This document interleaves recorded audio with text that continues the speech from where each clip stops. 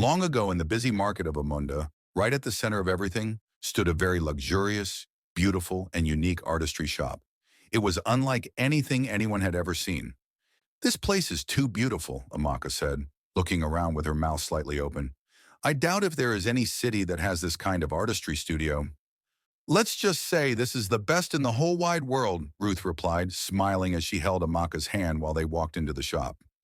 At the left side of the studio stood a very young, extremely beautiful lady. Her name was Sylvia. Her skin glowed like she rubbed gold dust on it, and though she looked only about 25, there was something off, mysterious, Amaka whispered to Ruth. Sylvia turned her head slightly, like she heard the whisper, yet she was too far away to have heard anything. The shop was massive and crowded. Everywhere you turned, different customers were talking to different artists, showing pictures, explaining ideas, pointing at woodwork, canvases, or sculpture designs they wanted created. Ruth and Amaka walked slowly around the studio, admiring the art pieces. The work was exquisitely beautiful. Some carried deep emotions, some reminded people of memories. Some made you stop and stare without even knowing why. But something was unusual. A lot of the picture portraits were covered, all wrapped, not one left open. "I want to see everything," Ruth said as she gently lifted her hand to open one particular covered portrait. But before her fingers could touch the wrapper, a sharp scream tore through the entire studio. "Hey, don't touch that!" Everyone turned, and in the blink of an eye, Sylvia was suddenly standing right in front of Ruth. The speed she used was not normal. Even Amaka gasped. Ruth jumped back, startled. Sylvia's eyes were sharp and cold. "Don't you ever dare point at my portrait again," she said, her voice loud, strong, and shaking with anger. "Are you new here, or is this how you people destroy people's business?" Ruth froze. She couldn't even talk. "We're sorry, Mom." Amaka apologized quickly, stepping forward. "Sorry for yourself," Sylvia hissed. "If you can't afford anything here, you can leave." She turned sharply and walked away, her heels clicking angrily on the floor. Around them, people started murmuring. "That lady never allows anyone to see her portraits," someone whispered. "What kind of artist covers everything like that?" another said. "She behaves too mysteriously," a young boy muttered. Ruth pulled Amaka's arm. "Let's go. What kind of shop is this? They won't let you see or touch a portrait. Maybe she's one of those people that use spirit to draw." "Shh." Amaka covered her mouth quickly. "Don't say that here." She removed her hand slowly. "Let's just meet her and tell her our design. They say even if you offer $1 million, she still won't let you see a portrait until she wraps it." Ruth's eyes widened. "This place is strange." "Just focus," Amaka said calmly. "We need the design." They walked towards Sylvia again. Surprisingly, when they told her what they wanted, Sylvia agreed immediately. She didn't smile, but she accepted the job, wrote down the date for pickup, and waved them away. "Come back in 3 weeks," she said. And they left. 3 weeks later, Ruth and Amaka returned to the shop. This time, the place was even more crowded. People stood in long queues, holding deposit slips, waiting for their turn to speak with someone, anyone who could attend to them. "This place has gotten busier," Ruth said, looking around nervously. "That's what happens when you're the best," Amaka replied. They walked up to the counter where a young man sat, writing in a large ledger book. "Good afternoon," Amaka greeted. "We're here to pick up our order. We placed it 3 weeks ago." The man didn't look up. "Name?" Amaka Nwosu." He flipped through the pages slowly, his finger trailing down the list of names. Then he stopped. "Ah, yes, portrait commission. It's ready." He looked up at them for the first time. "But you have to pay the balance before collection." "Of course," Amaka said, pulling out an envelope from her bag. She counted out the money and handed it to him. He counted again, nodded, and stood up. "Wait here." He disappeared into the back room. Ruth leaned closer to Amaka and whispered, "I still don't like this place. Something about it feels wrong." "You're being dramatic," Amaka whispered back. "Just wait till you see the work. I'm sure it will be perfect." A few minutes later, the man returned carrying a large flat package wrapped in brown paper and tied with black string. He placed it on the counter. "Here, don't open it until you get home." Amaka frowned. "Why not?" "Those are the rules," the man said flatly. "Miss Sylvia doesn't allow anyone to unwrap portraits inside the shop. You open it at home. If there's any problem, you can return it within 24 hours. Ruth and Amaka exchanged glances. That's unusual, Ruth said slowly. That's how we operate, the man replied, already turning his attention to the next customer in line. Amaka picked up the package carefully. It was heavier than she expected. Let's just go, she said to Ruth. They walked out of the shop and into the bright afternoon sun. As they moved through the busy market, Ruth kept glancing back at the shop. Did you see how strange that man was acting? She asked. Everyone in that place is strange, Amaka said. But as long as the work is good, I don't care. They flagged down a taxi and climbed in. The entire ride home, the package sat between them on the seat. And somehow, even though it was just wrapped paper and string, it felt like it was watching them. When they arrived at Amaka's small apartment, Ruth practically ran inside, eager to see what they had paid so much money for. Open it, she said, bouncing on her heels like a child. Amaka laughed and placed the package carefully on the table. She untied the black string slowly, then peeled back the brown paper. And there it was, a portrait of Amaka's late grandmother. Ruth gasped. Amaka, this is beautiful, Amaka whispered, her eyes filling with tears. It was more than beautiful, it was perfect. The detail was unbelievable. Every wrinkle on her grandmother's face, every strand of gray hair, the exact warmth in her eyes, the way her lips curved just slightly when she was about to smile. It was like she was alive again, standing right there in the room. This is the most beautiful thing I've ever seen, Ruth said softly. How did they do this? It looks like a photograph, but better. It looks like she's breathing. Amaka reached out and touched the edge of the canvas gently. Her fingers trembled. I feel like she's going to speak to me, she whispered. They stood there for a long time, just staring. Finally, Ruth shook her head and stepped back. Okay, I take back everything I said. That place might be strange, but they are talented, incredibly talented. Amaka nodded, unable to take her eyes off the portrait. I need to hang this up right now, she said. She found a nail and hammer, chose the perfect spot on the wall, right above the couch where she could see it every day, and carefully hung the portrait. When she stepped back to look at it, her heart swelled. Thank you, Grandma, she whispered, for always believing in me. Ruth smiled and hugged her friend from the side. She would be so proud of you. But just as they turned to leave, the portrait's eyes moved. Amaka gasped and jumped backward into Ruth. Ruth grabbed her arms. What? What happened? Ruth, the eyes moved, Amaka said, pointing with a shaking hand. Ruth stared at the portrait. It's not moving now, Amaka. You're stressed. You've been thinking too much. I saw it, Amaka whispered. Ruth hugged her gently. You need rest. You've been under pressure. Please don't overthink it. Amaka nodded slowly, but inside she knew exactly what she saw. It was almost night, and the massive popular artistry shop was empty. Sylvia sat alone, concentrating as she painted a woman with calm brown eyes and a faint smile. Her hand moved quickly, confidently, like she knew every detail before her brush touched the canvas. Of course she did it perfectly. If not, celebrities wouldn't request from her. She smiled mysteriously, muttering that under her breath. Around her, dozens of completed portraits were stacked neatly, wrapped in brown paper, tied with black string, arranged like they were waiting for something. The shop was silent, but the silence didn't feel peaceful.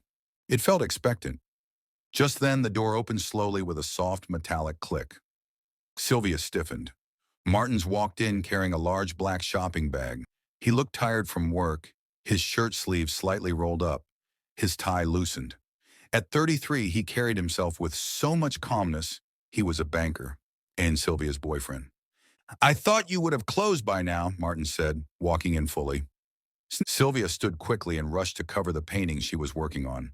Her movements were too fast, almost panicked. What are you doing here? She asked sharply. Martins raised the keys in his hand. You gave me this.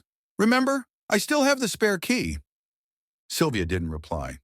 She pulled the cloth over the painting fully, hiding every inch of it like she was protecting something sacred. Martins watched her quietly. Sylvia, why do you always hide your drawings whenever I enter? He asked, taking a slow step closer. Are you scared I'll learn? Or is there something you don't want me to see? Sylvia's eyes narrowed. Don't touch my work, she said quickly. Too quickly. Don't stand near it. Don't ask too many questions. Martins blinked, not surprised. I wasn't going to touch anything. I only asked. You don't need to ask, she snapped. The air between them tightened. For a moment, Martins just stood there, staring at her, at the covered portrait, at her stiff hands still gripping the cloth, at the strange tension in her eyes. But if not for love, all he could say was that Sylvia had changed. Then he sighed and held up the black bag. I brought the tools you asked me to buy. Sylvia paused. Her expression softened a little. Oh, she said quietly. Thank you. Martins placed the bag gently on the table. There are brushes, palettes, the special paper you asked for, and the oil colors from the new shop. Sylvia nodded slowly. I appreciate it, she said in a calmer voice. It's late, Martin said softly. Let me drive you home. You shouldn't be walking around at night. And I want to spend the evening with you. Sylvia's shoulders relaxed a little. She smiled weakly. All right, she said, let's go. She turned off the lights, locked the shop, and Martins drove her home. Amaka got home with Martins that night. He was tired and fell asleep almost immediately, but Amaka couldn't sleep at all. Her eyes stayed open, staring at the ceiling in the darkness. Something inside her felt disturbed, restless, like her mind refused to calm down. By 2 a.m., she sat up quietly. I can't risk this, she whispered. She stood up, grabbed a jacket, and tiptoed out of the room. Martins didn't move. His breathing was slow and deep. Amaka picked her car keys from the table and rushed outside. Within minutes, she was driving through the quiet streets, heading straight to the studio. When she arrived, she parked carefully and sneaked in through the back door. She switched on a small light, just enough to see, and hurried straight to the storage room where completed portraits were kept. I will not die because of love, she muttered. She bent down and began snapping pictures of every portrait with a human face. Men, women, children, old people, couples. One by one, she snapped and sent them all to Mary. Her hands were shaking, and fear sat heavily in her chest, but she continued, exchanging people's destiny. Thank God I'm done, she whispered after the last one. It was almost 4 a.m. when she returned home. She expected Martins to still be asleep, but as soon as she walked in, she froze. He was standing at the door, fully awake. So you left me and went to the shop? He asked quietly. Sylvia, what is wrong with you? She dropped her bag roughly. Nothing is wrong with me. Have I not told you to stop forcing yourself on me? Do you want me to remain poor forever? His face changed. You think that's what I'm doing, after everything I've done for you? She turned away, angry and defensive. Her voice was loud. His heart was heavy. Before Sylvia became popular, life was hard. She had a small, ordinary shop. People came to price her work like she was selling tomatoes. Can you do it for 5,000 naira? Let me pay you later. Is it not just to draw? They insulted her talent and still wanted discounts. Martins hated seeing it. You're too good for this, he always told her. People are using you. But Sylvia was scared. Scared to raise her prices. Scared to lose customers. Scared to remain invisible. Things got worse. Rent became a problem. Food became a problem. She cried in secret. Then one day she got a message online. Good evening, my name is Mary. I saw your work. I want a special portrait. I will pay 5 million naira. Sylvia stared at the amount until her eyes blurred. 5 million. She did the job, sent the work, and Mary paid immediately. No stress, no pricing war, no insult. More orders came from Mary after that. Then one day Mary sent a package. Inside was a strange paint pen, smooth, heavy, carved with faint symbols. A note said, no one else on earth has this pen. Use it well. Snap every portrait you make with it and send the pictures to me. Do not tell anyone. Do not let any other person use it. And also, do not let anyone see or open their picture portrait in your studio. It should be taken home. Cover all your picture portrait, and you shall receive unending wealth. You will never be poor again. At first, Sylvia hesitated. Then she remembered hunger, shame, insult, begging. She agreed. The first job she did with the pen was a family portrait. It came out more beautiful than anything she'd ever painted. The family collected it happily. Few weeks later, everything started going wrong for them. Business crashed. Health problems began. Money disappeared. One day, the woman rushed into Sylvia's studio crying. "This portrait is evil," she shouted. "Since we hung it in our house, nothing has been normal. Our life has turned upside down. What did you put inside it?" Sylvia's hands shook. She didn't know what to say. After the woman left, she quickly called Mary. "What's happening? Why are my clients suffering?" she asked, scared. Mary replied calmly, "If she feels that way, tell her to return the portrait and collect her money back. Nobody is forcing her." Sylvia read the message and sat still. Return the money? Just like that?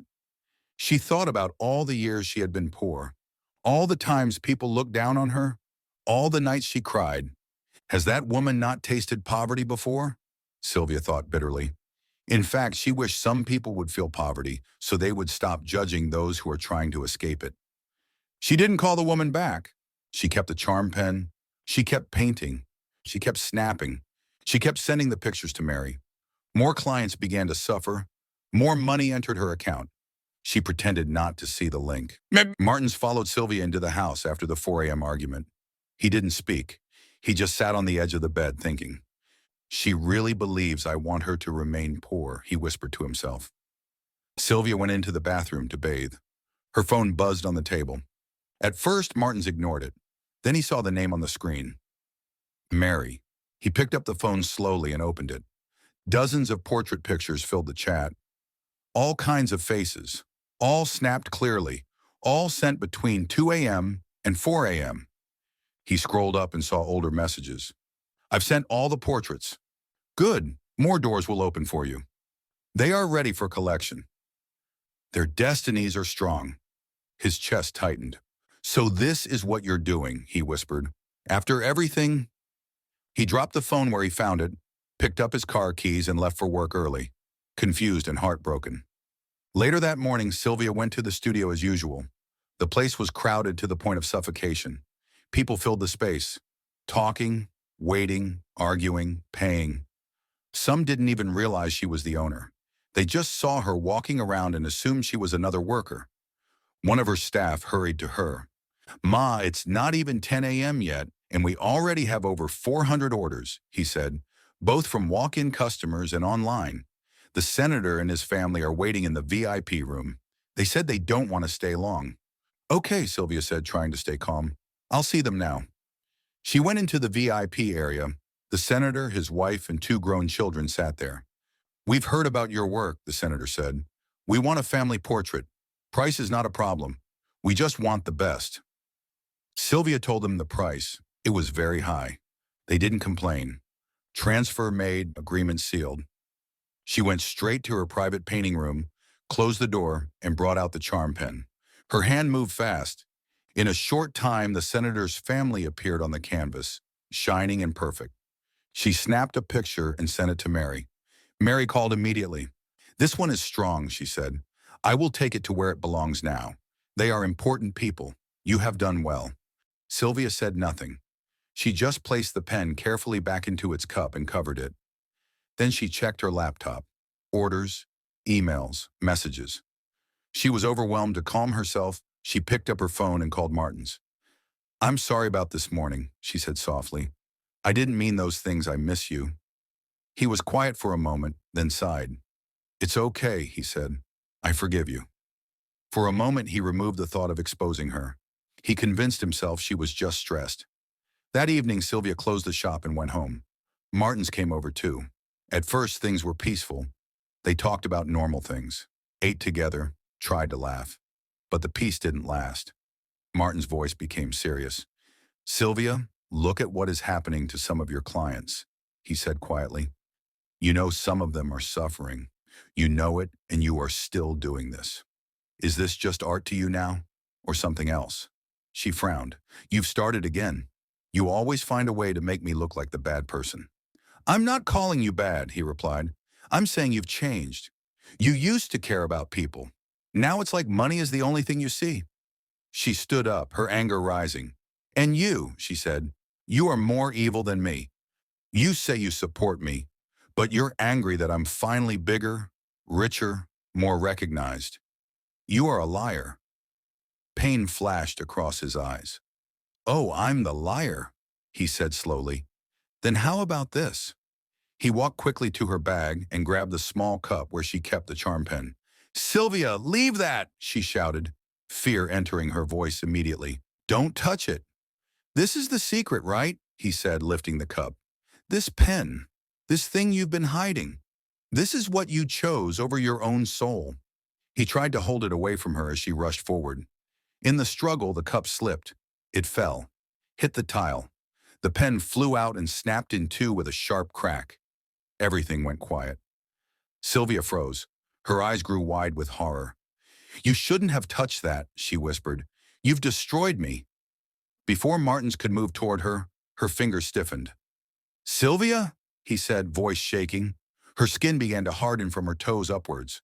Her feet locked to the ground. Her legs turned gray. Her chest tightened. Sylvia, he shouted. What's happening? Talk to me. She tried to move but couldn't. Her lips parted like she wanted to say his name, but no sound came. Within seconds, Sylvia turned completely into stone. Her last expression was frozen fear and regret. Martins dropped to his knees, tears running freely, holding her cold stone hand. I'm sorry, he cried. I was only trying to help. But it was too late. Far away in the village, Ruth and Amaka sat on a wooden bench outside, sharing one cracked phone tied with a rubber band. After they became recklessly poor, could not afford anything again. The network was bad, but the headlines still appeared slowly. Famous Amunda artist found like statue in her home. Ruth swallowed hard. Amaka turned slowly to look at the framed portrait hanging on the wall inside their small room. Their portrait, drawn by Sylvia. Ruth, Amaka whispered, do you think this has something to do with us? Ruth looked from the phone to the portrait and back again. For a moment, it felt like the painted eyes were quietly watching them. She looked away quickly and forced a smile that didn't reach her eyes. Let's just pray, she said, and be careful with the things we bring into our homes. Amaka nodded slowly. The evening breeze blew gently, but their hearts were not calm, somewhere far away. In a locked, silent studio in Amunda, hundreds of wrapped portraits still waited in the dark.